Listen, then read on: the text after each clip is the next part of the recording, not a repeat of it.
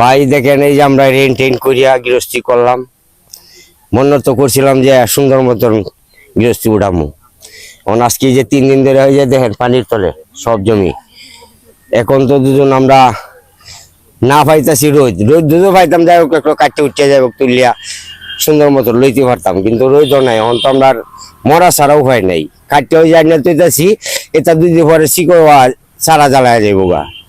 এখন তো আমরা বাঁচার মতো আর কোনো উপায় নেই। দুজনের সরকার থেকে দুজন আমরা কিছু সহযোগিতা করে তাহলে আমরা বাঁচতে পারবো, নাহলে তো শেষই।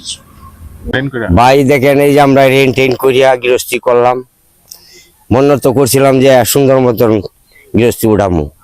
এখন আজকে যে 3 দিন ধরে হয়ে যায় দেখেন পানির তলে সব জমি। এখন তো দুজন আমরা না পাইতাছি রোদ দুধও পাইতাম, যাই হোক একটু কাটতে উঠতে যাই হোক তুলিয়া সুন্দর মতো লইতে পারতাম, কিন্তু রোদও নাই। এখন তো আমরা মরা ছাড়া উপায় নাই, কাটতেও যাই না তুইতাছি, এটা 2 দিন পরে শিকড় সারা জ্বালায় যাইব গা। এখন তো আমরা বাঁচার মতো আর কোনো উপায় নেই। দুজনের সরকার থেকে দুজন আমরা কিছু সহযোগিতা করে তাহলে আমরা বাঁচতে পারবো, নাহলে তো শেষই। কামলার দর বেশি, কামলা পাওয়াই যেতেছে না, কামলা পাওয়া যেতেছে না। নিজেরা মানে নামছি আর কি, নতুন কেউ নাই, নিজেরাই নামছি। আমি এই জমিটা আমি করে সারিয়ে দিতে আসছি, আর কাটার মতো কোনো বাউ নাই, অনেক পানি।